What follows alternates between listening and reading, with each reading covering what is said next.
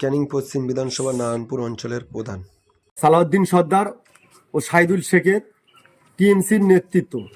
সালাউদ্দিন সর্দার নারায়ণপুর অঞ্চলের প্রধান, তার পার্টি অফিসে যে অস্ত্রগুলো কালেকশন করেছে সেগুলো প্রথম আপনাদেরকে দেখাবো। আপনারা সেই অস্ত্রগুলো দেখুন, তারপরে আমি কিছু কথা বলবো আপনাদের কাছে, আপনারা শুনবেন একটু।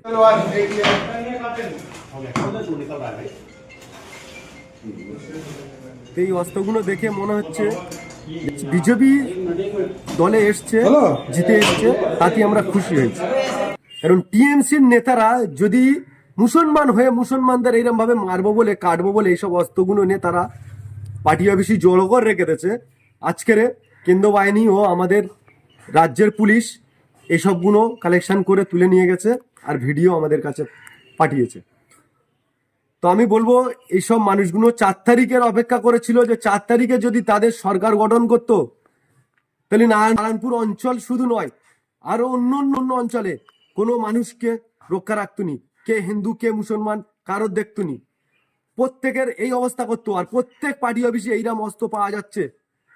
আমি বলতে চাইছি নারায়ণপুর অঞ্চলের মানুষদের কাছে, আপনারা পিছনে অনেক ছিলেন, শাসক দল থেকে টিএমসি চলে গেছে, নারায়ণপুর অঞ্চল থেকে এইসব গুন্ডা বাহিনীরাও চলে গেছে। ওই সালাউদ্দিন সর্দার, সাইদুল শেখ, ওর সাথে থাকা নিমাই মণ্ডল, মিলন মণ্ডল, এরা সব চলে গেছে। আপনাদের কাছে অনুরোধ, এদের যে যেখানে দেখবে আমাদের কাছে খবর দেবেন, তারপরে পুলিশ প্রশাসন দিয়ে এদের কি শাস্তি দিতে হয় সেটা আমরা দেখে নেব। প্রথমত কথা, আমাদের অনেকজন অনেক হুমকি দিয়েছে 4 তারিখে দেখে নেবো, 4 তারিখে করবো সে করবো। সেই সব মানুষগুলো আমরা খুঁজছি, তাদেরকে আমরা খুঁজছি, আমরা দেখে দেবো যে 4 তারিখে আমরা এখানে ছিলাম, এখনো আছি, আর আগেও থাকবো। মারবো বলে আমাদের অনেক কিছু ওরা তৈরি করেছে, কিন্তু মারার ক্ষমতা ওদের নেই, মারতেও পারবিনি। উপরওয়ালা সবার সাথে আছে।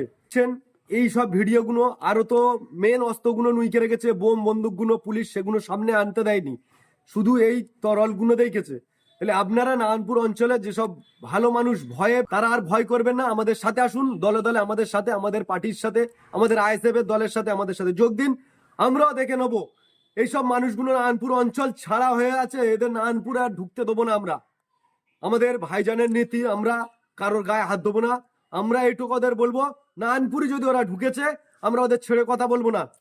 ওরা লড়াই করবে বলে এই অস্ত্রগুলো তৈরি করেছে, কিন্তু আমাদের কাছে শুধু ভাইজানের ভালোবাসা আছে, আমরা এই হাত দিয়ে ওদেরকে ব্যবস্থা করে দেবো।